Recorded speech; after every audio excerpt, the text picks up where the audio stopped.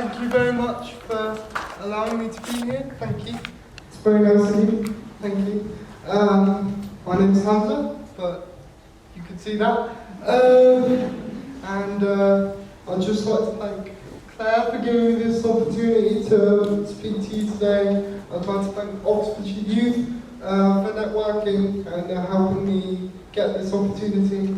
And before I start, I'd just like to say some parts of my speech will be approaching subjects such as self-harm and suicidal thoughts. So if that is triggering for any of you, I totally understand if you need to leave for a few minutes or take a run outside. I totally understand, and I will be warning you when those subjects will come up.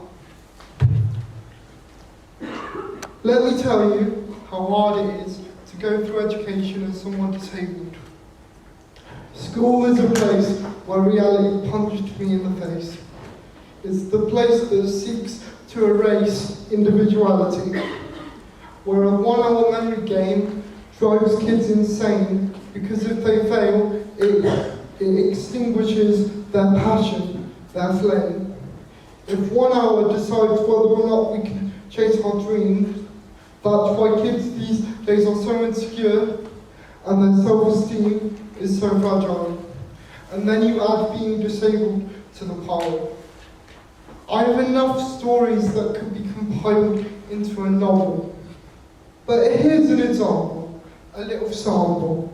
It's no secret to anyone that knows me that being a storyteller is what I believe I was born to do.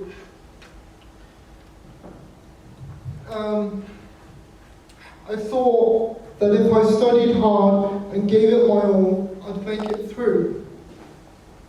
I come to find out that's not true. I thought my teachers knew that me and the arts stuck together like glue. So imagine my surprise when they thought me studying drama was biting off more than I could chew. They tried every passive-aggressive excuse and said, "Good news, we have a course on costume design." Okay, I wanted to be an actor, but hey, that's fine. So who's on the course?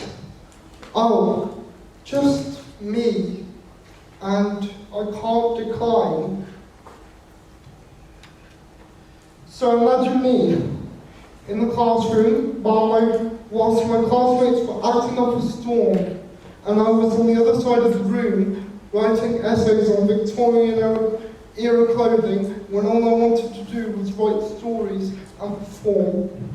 I begged my special needs department to let me act. You wouldn't believe how they chose to react. They went behind my back and spoke to the head of the drama department. "Hey Hamzah, good news, you can go on the course." That turned out to be a sick joke. After studying GCSE drama for 3 years, I come to find out all my notes, losing sleep over coursework and learning lines worth a naught. Perhaps some of you can tell me how this next part is somehow legal? I looked at my end of year report card. What I saw left me permanently scarred. They chose to discard any record of me studying drama. No grade, no U to say that I'd even failed, just a blank space to represent my trauma. That's just the first story. I have some more to tell. God, I hope you're taking this well.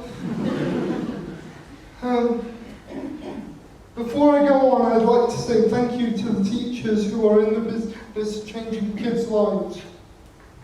A good teacher that drives a kid to improve out of respect, empathy and belief instead of unnecessary grief, pressure and intimidation. Those kind of teachers create the insinuation that numbers on a sheet decide a person's station, and critically their worth. Regardless of intention, the best way to change a kid's behaviour is not detention.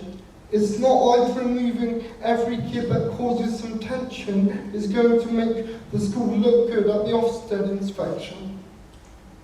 But I'm getting off topic. My next story defies all logic. I had my annual review. It was in year 11, when my frustrations grew. And in this particular meeting, we had the whole crew. Both my parents, my care agency, my social worker was there too. This is the part where the self-harm and suicidal thoughts come up, so be prepared for that. There was an air of complacency on the face of the head of my special needs department. Let's call her Mrs. G. I decided to make a plea. I was having suicidal thoughts. Now, I think you'd agree that sort of claim should be taken seriously. I said the pressure they put me under made me want to die. Curiously, this was her clapback. Every person your age is feeling some pressure. You just have to soldier on, push through. I was thinking, well, that's my cue to start sobbing. My heartbeat was throbbing with rage. Then I tried to gauge everyone's reaction. My mum comforted me, but I couldn't hear what everyone else was saying. It's like I needed captions. Nobody was calling Mrs. G out. Just hold your tongue, keep your mouth shut, unless we leave the room, of course. I used to blame them, but we all know the system is the source of their silence. Still doesn't give you a license to tell a suicidal kid to suck it up. If that's the case, then how come when I went up to my friend and said, "What's up?" he showed me the scars where he took his wrists and cut them up? Just because you're concerned with keeping a high rank on a league table, that made me unstable. I punched my bedroom wall over and over just to feel something, because I was numb. Numb from my English teacher telling me my work was pathetic. I was done. I just couldn't wait to leave. I couldn't believe I was going to leave school with no qualifications, and I knew the implications were that I was a lost cause, that the only things worth drawing attention to were my flaws. I thought college would be a fresh start, but then the system once again broke my heart. I wanted to go to National Star College to get some independence. I knew it was the school for me as soon as I walked through the entrance. Health and Social Care agreed to grant me the funding to go, but Education said no. They said there were local colleges that could suit my needs, and in a later letter they said I wasn't mature enough. So when I asked them to come to my house to elaborate, I called their bluff. I spoke eloquently and respectfully. Let's just say they didn't choose their words carefully. Thank you so much for speaking with us today, Hamzah. You're a very mature and articulate young man. So what was the actual reason why you refused to give me funding? You just made one heck of a contradiction. I could see they were looking for an excuse from their lack of conviction. I went to Whitney College for a while, before the pandemic shut everything down, and I didn't show up to classes because, well, they were online, so I figured I'd take my chances, waiting until September. I transferred to City of Oxford because National Star once again rejected me. I loved studying performing arts at City of Oxford because I had teachers who finally respected me. My maths teacher told me outright that the GCSE maths curriculum wasn't fair, and that it broke her heart to see me crying in a class where I was genuinely trying my best, but the speed of the class was too much.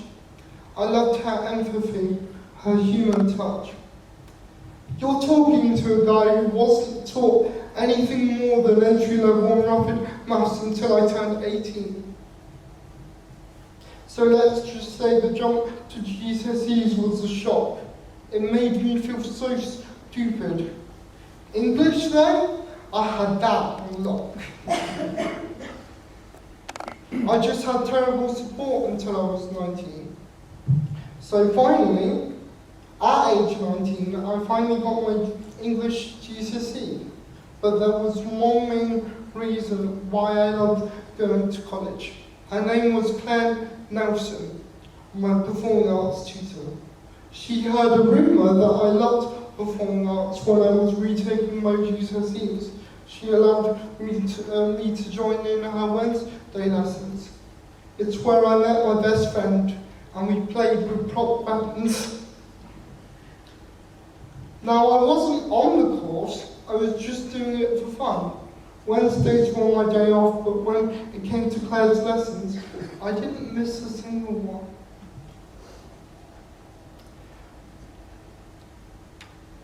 Towards the end of the year, she pulled me out of class, and I thought I was in trouble.